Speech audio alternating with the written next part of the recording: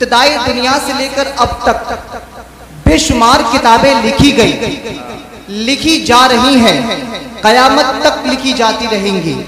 चाहे जितनी भी छोटी किताब हो, जितनी भी बड़ी किताब हो, हर लिखने वाला लिखने के बाद अपनी किताब में लिखता है कि अगर इस किताब के अंदर कोई गलती रह गई हो, कोई खामी रह गई हो, कोई कोताही रह गई हो तो इत्तला कर देना, राइटर को खबर कर देना, राइटर को खबर कर देना, मुसन्निफ को खबर कर देना। चाहे जितनी छोटी भी किताब हो, बड़ी से बड़ी किताब, हर राइटर लिखने के बाद, मुसन्निफ लिखने के बाद अपनी किताब के पहले सफ़े पर एक नोट लिखा करता है कि अगर इस किताब के अंदर कोई गलती रह गई हो, कोई खामी रह गई हो तो मुसन्निफ को इत्तला कर देना, राइटर को खबर कर देना। अगर प्रेस की गलती रह गई हो, कंफ्यूजन की गलती रह गई हो तो प्रेस को मुत्तला कर देना, ताकि अगले नुस्खे के अंदर उस गलती को दूर कर दिया जाए, उस खामी को दूर कर दिया जाए। लेकिन वाह रे वाह कुरान, जब हम तेरा मुताला करते हैं, जब तुझे पढ़ते हैं तो कहीं ये लिखा हुआ नहीं मिलता है कि अगर इस किताब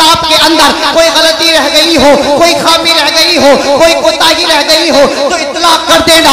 नहीं नहीं, बल्कि जो हम कुरान का मुताला करते हैं, कुरान को पढ़ते हैं, जब पहला सफ़ा खोलते हैं, वरक़ा पलटते हैं, लिखा हुआ मिलता है ज़ालिकल किताबु ला रैब फीह। ऐ लोगों सुनो सुनो, वो दुनियादार की किताबें हुआ करती है कि जिसके अंदर कोई गलती रह जाए, कोई खामी रह जाए, कोई कोताही रह जाए, और ये किसी दुनियादार की किताब नहीं है, बल्कि ये परवरदिगार आलम की किताब है। और ये तो वो किताब है कि जिसके अंदर गलती तो दूर की बात, शक की भी गुंजाइश नहीं।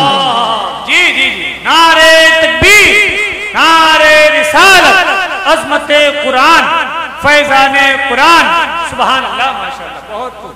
फारे अरब का ये मामला था कि उन्हें अपनी फसाहत और बलागत पर बड़ा नाज था, वो अपने आप को बड़ा फसीह और बलीग समझते थे। अल्लाह रब्बुल इज़्ज़त ने कुरान मजीद को उन्हीं की ज़बान में नाजिल फरमाया। अब नबी पाक सल्लल्लाहु तआला अलैहि वसल्लम के ऊपर कुरान मजीद की आयतें नाजिल होती, आप लोगों को पढ़ करके सुनाते। जब वो आयतें कुफ्फार तक पहुँचती तो वो ये कहते कि मोहम्मद ने इन्हें अपनी तरफ से बना लिया है, अपनी तरफ से गढ़ लिया है। अल्लाह अकबर, कसम खुदा की मुसलमानों, जब हुज़ूर नबी पाक सल्लल्लाहु तआला वसल्लम को इसकी खबर हुई, आपकी आंखों से आंसू जारी हो गए, दरियाए रहमत जोश में आया। अल्लाह रब्बुल इज़्ज़त ने आयत करीमा को नाजिल फरमाया और फरमाया, ऐ महबूब सुनो, जो लोग तुमसे ये कहते हैं कि हम जो तुम पर नाजिल फरमाते हैं वो तुमने अपनी तरफ से गढ़ लिया है, अपनी तरफ से बना लिया है, तो उनसे कह दो व इन कुंतुम फी गैबिन मिम्मा नज़्ज़लना अला अब्दिना फअतू बिसूरतिन मिन मिस्लिही वदऊ शुहदाअकुम मिन दूनिल्लाहि इन कुंतुम सादिकीन। ऐ लोगों, अगर तुम शक करते हो इस कलाम में जो हमने अपने बंदे खास पर उतारा, तो उसके मिस्र एक सूरत ही लाकर दिखाओ और अपने साथ अपने तमाम दोस्तों अहबाब को ले लो अल्लाह रब्बुल इज़्ज़त के अलावा, अगर तुम सच्चे हो।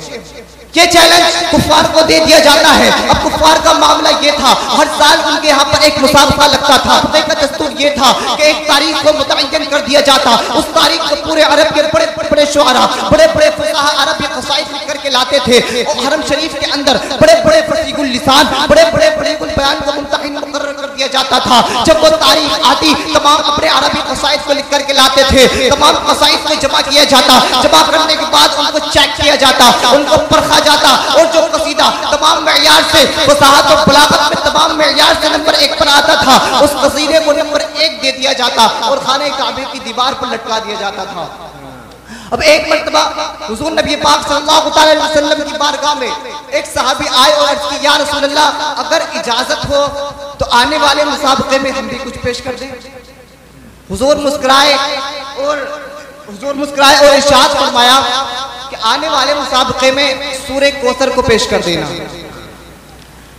अब अगला मुसाबका लगा, मुसाबका लगने के बाद साहबा ने उसको कागज पर लिखा और लिखने के बाद मजमे में पेश कर दिया। अब मजमे में पेश करने के बाद ये नहीं कहा गया कि ये वो आयत है जो मोहम्मद पर नाजिल होती है, कुरान की आयतें हैं जो मोहम्मद पर नाजिल होता है, बस पेश कर दिया जाता है। अब तमाम कसाइद को पेश कर दिया जाता है, मुमतहिन मौजूद है, जांचने वाले मौजूद है, तमाम कसाइद को परख रहे हैं। अभी करीब था कि ये ऐलान करते कि फुला कसीदा नंबर 1 पर आया है, इतने में कोई एक छोटा सा कागज उठाता है, उठाने के बाद मुमतहिन के हाथ में दे देता है। जब मुमतहिन ने उसको देखा तो देख करके हैरान हो गए और कहने लगे कि जब इतने इतने बड़े कसीदे हैं तो इस छोटे से कागज की क्या अहमियत होगी। लेकिन कसम खुदा की मुसलमानों, जब एक मुमतहिन ने देखा तो देखता रह गया, बाकी कसीदों को हटा दिया। जब दूसरे मुमतहिन ने देखा देखता रह गया, बाकी कसीदों को हटा दिया। जब तीसरे मुमतहिन ने देखा देखता रह गया, बाकी कसीदों को हटा दिया।